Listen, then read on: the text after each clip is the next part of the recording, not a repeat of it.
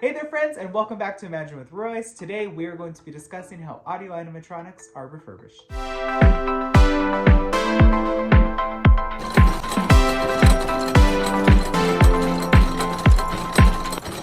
Alright, so first things first, we start early. The figures don't always come into the shop. Sometimes we go out into the attractions. When I first started, I started at 3 a.m. and we usually are in the rides by 3:30. So we'll pick our brushes up and our paints and we'll head out. There is this like kind of weird bulletin board that kind of says, oh hey, the art director from Imagineering saw this, that, and the third and needs help. So that's kind of what we'll do. But not all the times figures will actually be worked on in the rides. They come into the shop. So let me explain to you the process of how a figure is refurbished. First things first, the figure goes into the animation department. So I know a lot of people are going to be like, okay, wait, what is the animation department? What do you mean? So the animation department are like engineers and robotic mechanical people that work on the skeleton core of the figure. So they'll actually take off the costume, they'll remove the flesh and the skin, the silicone molds, whatever needs to be removed so they can get into the true mechanical components of the figure. After it's tested and adjusted, if anything needs to be, redone, they'll do that right then and there. And then it goes into the testing little area of the shop.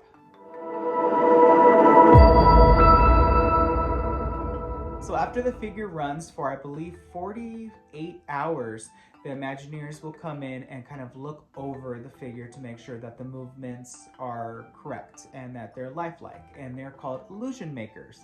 They were formerly called animation specialists. I don't know if the studios didn't like that conflicting title, so it was changed to illusion maker, which is totally an Imagineering title, right?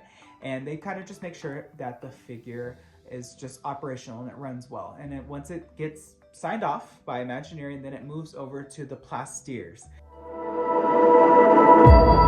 Now, what's a plaster? Plasterers are not only in charge of making the molds and the silicone casts or fiberglass casts of any figure, but they are also in charge of feathering, for instance, tiki room birds. Plasterers are also in charge of furring animatronics. So say the Yeti, for instance, he's furred by the Plasterers. And then after they're kind of done with it, by this point, if they need a costume or their costume needed to be redone, it usually is finished because, like I said, 48 hours, and then they kind of have it for a day or two, depending on how many figures are ahead of the queue and how imperative that figure is for the attraction. It might get rushed because if it does affect the story, sometimes Imagineering will even close the attraction. But the figure will get redressed and then sent over to the paint shop. So that is where I come in. The paint shop is the last shop or the last group of figure finishers to get the figure before it gets put back out into the attraction. We are truly in charge of the overall end goal, end result of the figure physically. So we will paint it, we will dye the fur, we will sometimes even dye costumes depending on exactly what is needed. A lot of times patterns can't be done, so we'll replicate patterns, like for instance the Jessica Rabbit figure. The dog from Pirates of the Caribbean, that exact pattern of fur doesn't exist. It's house made. So for instance, I made that pattern. I sprayed it on and airbrushed it and dyed it so that it looks like the documentation. So we work primarily with the documentation. As figure finishers, we are in charge of ensuring that the figure looks identical to the way it came in. Guests cannot know that it was ever removed. So we will be given documentation by Walt Disney Imagineering. And in that, which is really cool because the original wet Imagineers like Marty Sklar, Harriet Burns, Alice Davis, all these amazing, even Mary Blair artists documented and even had handwritten notes in these documentations. And we're basically in charge of just copy and paste what you see unless an Imagineer changes it. So if you want to be an audio animatronic artist, I definitely will say, and especially if you want to work in maintenance, get to copying things exactly to a mastery. However, and this is something that I wanted to discuss with you, and I get asked this a lot. Okay, I want to work with figures. Okay, you have to really kind of master a craft. For instance, I know how to paint, I know how to fur, I know how to feather, I know how to cast, I know how to make molds. But my true skill, my mastery, what Disney hired me to do is paint and draw. A lot of times I would draw a lot of things for the company, but that is kind of like the skill that I would say that I'm a professional in, and that I would charge somebody a service for if they wanted me to paint something for them.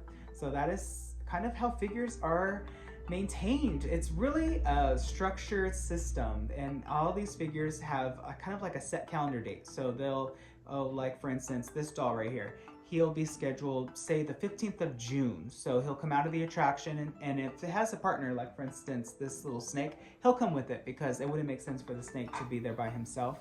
And he'll be completely gutted, and he'll be redone and put back into the attraction. And then next June 15th, they'll take a look at him, and if he looks okay, he's good for another 6 months. And it also depends on how important that character is to the story. As I said before, like for instance, Jack Sparrow, he gets a lot of attention. Ursula, Ariel, even Mater from the Racers attraction in DCA.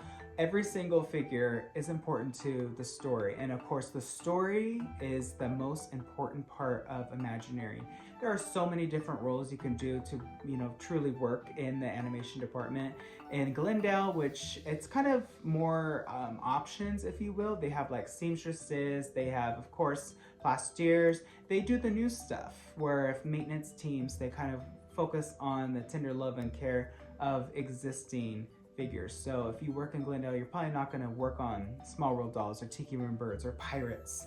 That's for the care team, the maintenance team to work on. And you know what? It's great. And I'm so happy that I got to work in this department. And if you have any other questions on how an animatronic is refurbished, feel free to drop a comment. Leave me a note or message me over on my Instagram, Imagine with Royce. I'll be happy to help you. All right, dreamers, well, that's all the time I have for today's video. If you like this sort of content, please let me know. Hit subscribe and ring that bell icon. That way you're notified whenever I upload a new video. I wish you all a wonderful day. Be nice to one another. Please check out my other videos. And always remember, dreamers, not only to follow your dreams, but to chase them. Later.